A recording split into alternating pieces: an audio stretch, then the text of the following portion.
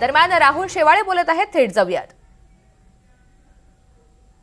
काय माहिती त्या केसच्या अनुषंगाने? मला काही माहित नाही त्या संदर्भातली. ती माहिती आमचे तिथले स्थानिक पदाधिकारी ते तुम्हाला देतील. मुंबईमध्ये तुमच्या पक्षाला मुस्लिम सीट्स दिल्या म्हणून मोठ्या प्रमाणावरती नुकसान झालं, अशा पद्धतीची भूमिका तुम्ही मांडलेली होती.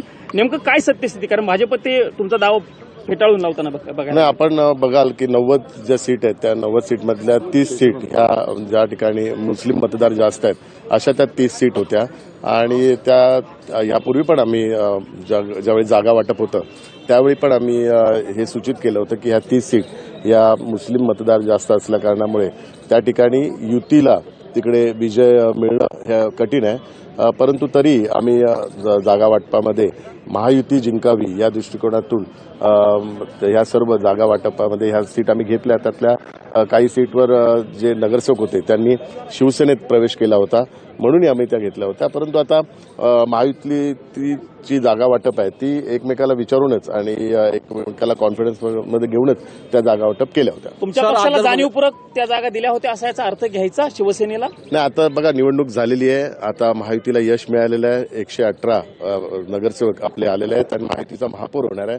त्यामुळे आता जागा वाटपबद्दल चर्चा करणं हे उचित ठरणार नाही. शेवाळे साहेब, प्रश्न याच्यासाठी विचारतो मी हा की स्ट्राईक रेट जो सांगितला जातोय, म्हणजे भारतीय जनता पार्टीकडनं हा स्ट्राईक रेट सांगितला जातो की तुम्हाला 90 जागा दिल्या पण स्ट्राईक रेट कमी आहे, भाजपचा स्ट्राईक रेट जास्त. भारतीय जनता पार्टीने अधिकृतरित्या असं कुठलंच वक्तव्य केलं नाही. काही लोक प्रसारमाध्यमांमध्ये ह्या सगळ्या बातम्या पसरवत आहेत गेले 2-3 दिवसापासून.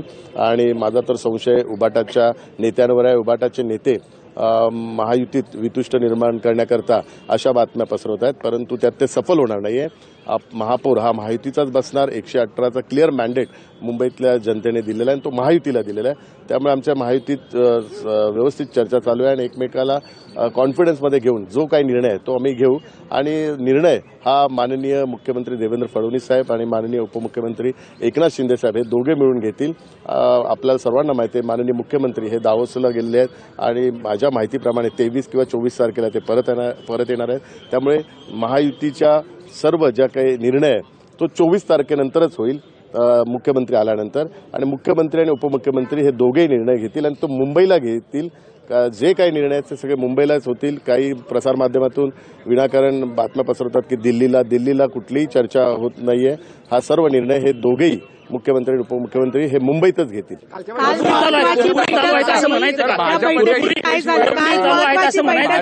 काल महत्वाची जी बैठक झाली त्यात भारतीय जनता पार्टीचे मुंबईचे अध्यक्ष अमित साटम यांच्याबरोबर चर्चा करताना मुंबई महानगरपालिकेचे जे कोकण आयुक्त असेल किंवा मुंबई महानगरपालिकेचे म्युनिसिपल सेक्रेटरी यांच्याकडे ज्या प्रोसेस कराव्या लागतात, रजिस्ट्रेशनच्या बाबतीत असेल, गट स्थापन करण्याच्या बाबतीत असेल आणि जे इतर ज्या वैधानिक समित्या त्यांचं कॅल्क्युलेशन असेल, या बाबतीत सविस्तर चर्चा झाली. आणि ती नेहमीचीच प्रोसिजर आहे. ती नेहमी निवडणूक झाल्यानंतर प्रत्येक पक्षाला किंवा जो गट असतो किंवा महायुतीला ती करावी लागते.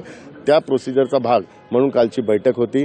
कालच्या बैठकीत कुठलंही बाकीच्या विषयासंदर्भात चर्चा झाली नाही, कारण तो आमच्या दोघांचाही अधिकार नाही. हा संपूर्ण अधिकार हा माननीय मुख्यमंत्री आणि माननीय उपमुख्यमंत्री यांचा आहे. शेवाळे साहेब, असं म्हणतात महायुतीमध्ये पुरबुरी आहेत असं म्हणायचं का? त्याचं कारण असं आहे पुरबुरीचा भाजपचा जास्त आहे.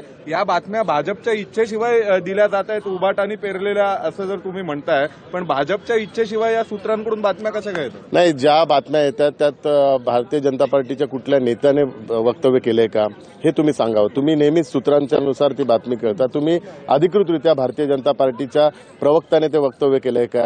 भारतीय जनता पार्टीच्या मुंबई अध्यक्षांनी ते वक्तव्य केलंय का? त्यामुळे भारतीय जनता पार्टीच्या कुठल्याच अधिकृत प्रवक्त्याने आणि पदाधिकाऱ्याने तर न बोलल्या कारणामुळे केवळ सूत्र म्हणजे हेच उबाटा हे उबाटाचेच लोक सूत्रांच्या नावावर ह्या सगळ्या बातम्या पसरवत आहेत. त्यांचा हाच हेतू आहे की महायुतीमध्ये वितुष्ट निर्माण व्हावं आणि ज्या खोट्या बातम्या पसरून दोघांमध्ये भांडण लावण्याचा हा ते करत आहेत, परंतु ते त्यात यशस्वी होणार नाही. महायुतीचाच महापौर हा मुंबईत बसवला. शेवाळे साहेब, कुरबुरी आहेत असं म्हणायचं का? त्याचं कारण मी प्रश्न यासाठी विचारतोय मी, कारण समाधान सारवणकर म्हणतात भारतीय जनता पार्टीच्या तिथल्या स्थानिक पदाधिकाऱ्यांनी आमचं काम केलेलं नाही. थेटपणे त्यांचा आरोप भाजपवरती. तुम्ही म्हणताय आमचं सगळं व्यवस्थित आहे. त्यांचं वक्तव्य समाधान सारवणकरचं वक्तव्य आपण ऐकावं. त्यांनी भारतीय जनता पार्टीवर आरोप केला नाही. त्यांनी त्या दादर आणि माहीम विभागातील एक टोळी, ती टोळी नेहमीच ही महायुतीच्या विरुद्ध काम करते. कारण ती टोळी भारतीय जनता पार्टी आणि शिवसेनेच्या विरुद्ध काम करते. त्या टोळीच्या बद्दल त्यांचं वक्तव्य होतं. त्यांनी भारतीय जनता पार्टीवर कुठले आरोप केले ना, भारतीय जनता पण ती टोळी पार्टीच्या भारतीय लोकांनी जनता पार्टीतलीच आहे असं त्यांचं म्हणणं म्हणतात आहे. आम्हाला दिली असती जागा तर आम्ही आम्ही निवडून काढली असती आणली ती असती. जागा. जितेंद्र नाही, आता राऊतांनी बघा निवडणूक झालेली आहे. आता 118चा क्लिअर मॅन्डेट आहे. त्यामुळे ह्या सर्व गोष्टींच्या चर्चेला काही अर्थ नाहीये.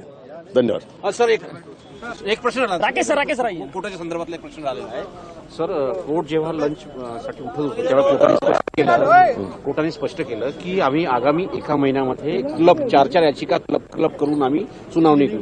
याचा अर्थ ही सुनावणी पूर्ण लांबणीवर जाईल असं वाटतंय? नाही, ही सुनावणी लांबणीवर जाणार नाही. मला विश्वास आहे कोर्ट लवकरच जवळची तारीख देऊन सुनावणी घेतील आणि जो काय न्याय देतील. आम्ही सर्व घटनेला अनुसरून कायदेशीर बाबींची पूर्तता करून सर्व गोष्टी केलेल्या आहेत.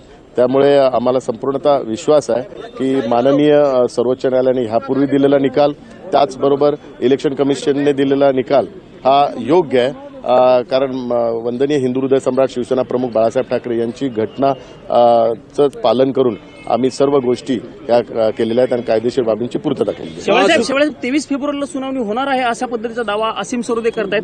ते म्हणतात तुमच्याकडे ब्रीफच नाहीये त्याच्यामुळे हा प्रॉब्लेम होतोय. नाही, असीम सरोदे हे उबाटाचे वकील आहेत आणि आपल्या क्लायंटला खुश करण्याकरता नेहमीच ते प्रसार माध्यमांना खोटं वक्तव्य करत असतात. त्यांचा तो वकिली पेशा आहे. त्यामुळे त्या वकिली पेशाच्या माध्यमातून आणि उबाटाचे ते वकील असल्या कारणामुळे त्यांचा क्लायंटला नेहमीच आपण बघाल जो वकील अपॉइंट करतो तो त्या क्लायंटला खुश करण्याकरताच सगळ्या गोष्टी करत असतो.